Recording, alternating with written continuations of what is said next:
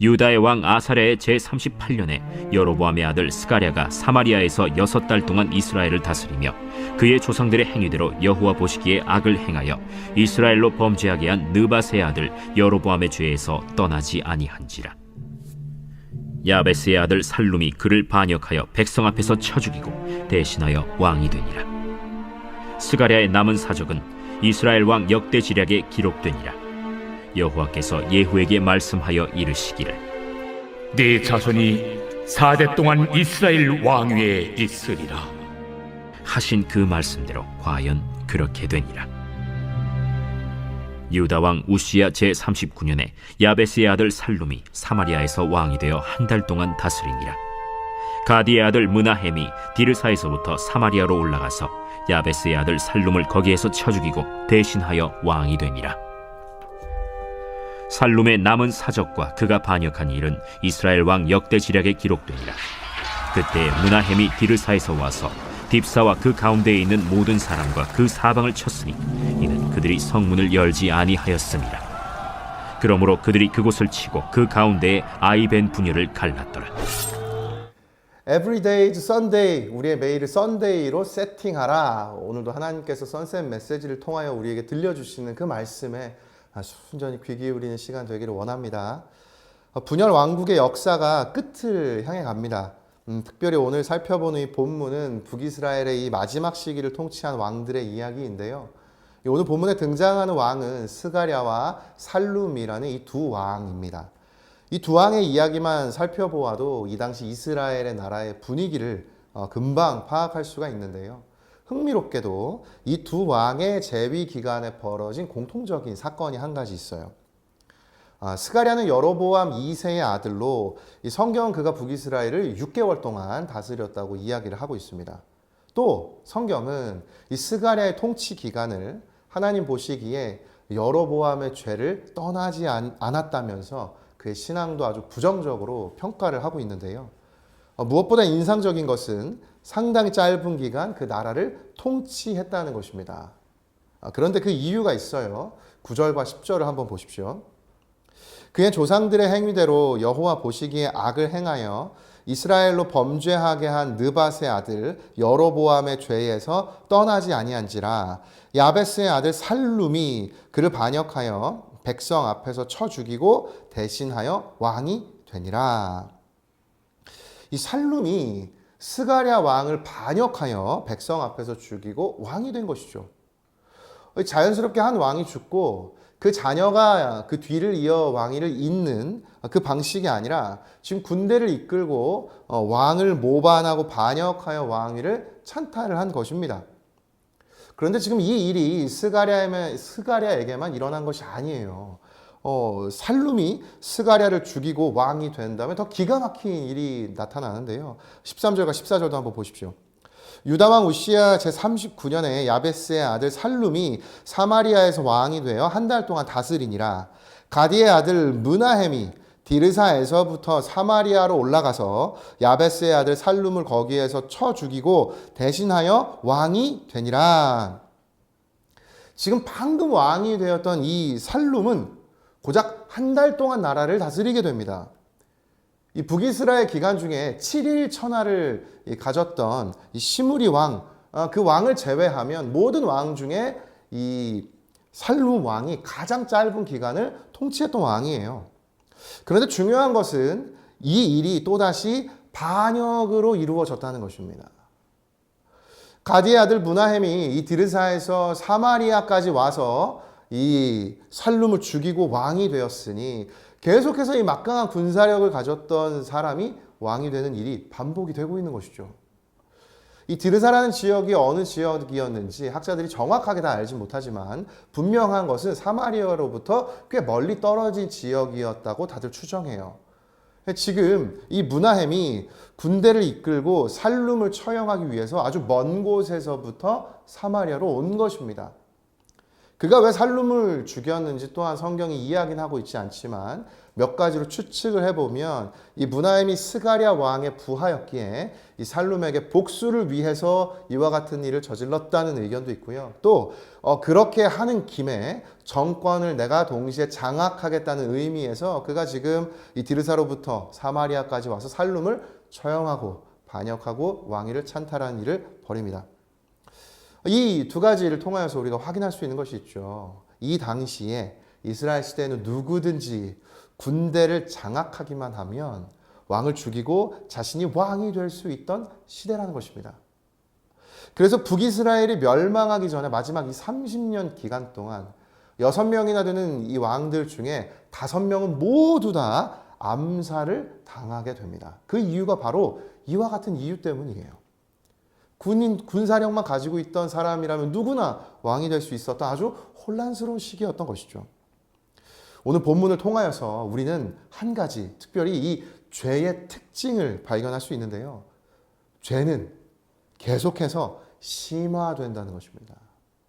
암살하고 6개월을 통치하고 그 다음 또다시 암살의 기간이 짧아져서 암살하고 1개월 통치하고 점점 이들의 폭력성이 본문 가운데 심화되고 있어요.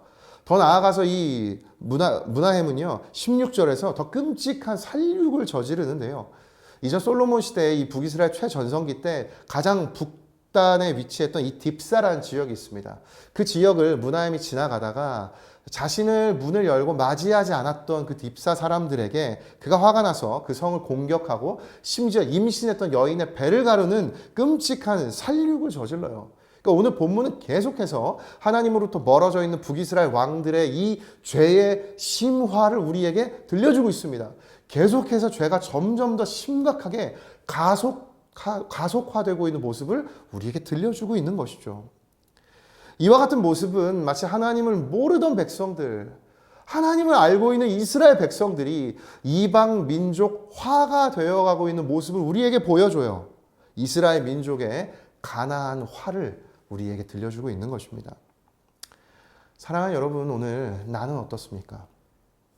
오늘 내 안에 죄도 계속해서 심화되고 가속화되고 있는 것은 아닙니까? 근데 오늘 본문은요, 우리에게 이 죄의 끔찍함만 들려주지 않아요. 우리 가운데 절망 속에 하나님의 소망을 선포합니다.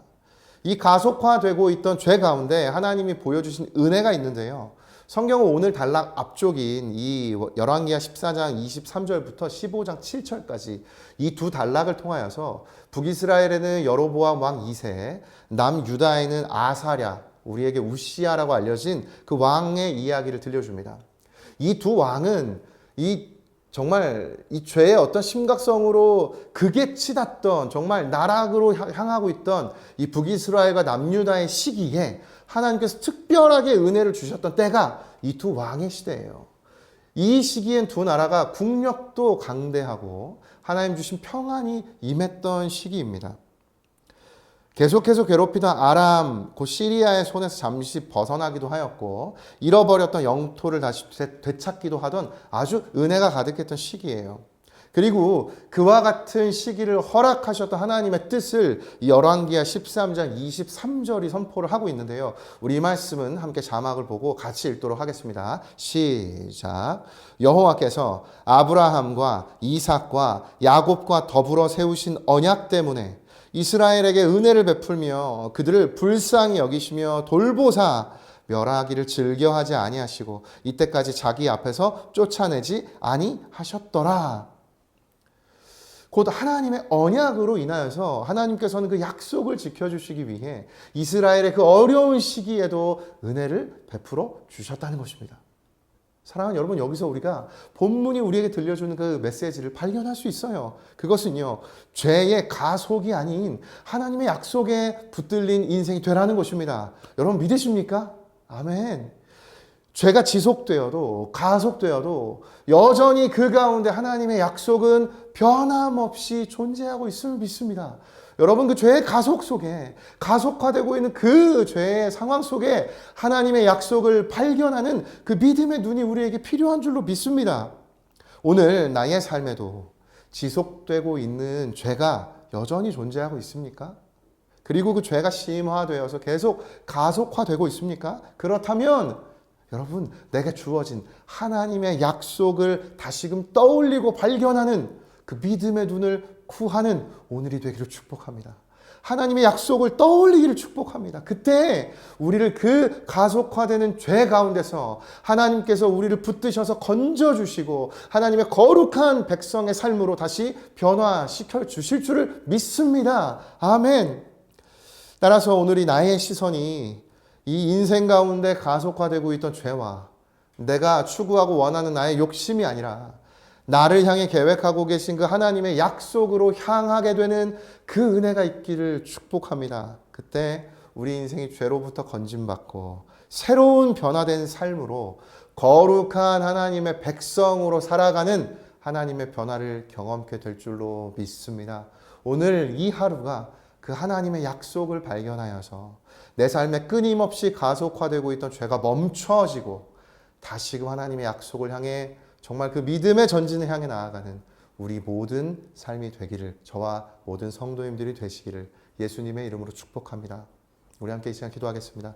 살아계신 하나님 아버지, 오늘 말씀을 통하여서 이 끈질긴 죄, 정말 하나님 벗어날 수 없고 우리를 붙들고 심화되어 가고 있는 이 죄를 다시금 떠올리고 깨닫게 하시니 진심으로 감사를 드립니다. 하나님, 우리에게 이 죄 가운데에도 하나님의 약속이 있기에 은혜를 베풀어 주셨던 그 하나님의 역사처럼 하나님을 나의 인생 가운데에도 하나님이 주신 약속을 붙들고 나아간다면 하나님의 그 선하시고 예비하신 계획이 반드시 나의 삶에 이루어질 줄 믿습니다. 하나님, 죄의 가속화된 것에 끌려가는 인생이 아니라 하나님의 약속에 붙들린 인생 되게 하여 주시옵소서. 그와 같은 삶을 살아갈 때 거룩한 주의 백성으로 우리의 삶을 붙들어 주시옵소서. 변화시켜 주시옵소서. 그렇게 신실하게 일하실 그 주님을 신뢰하며 감사드리며 예수 그리스도의 이름으로 기도드립니다. 아멘.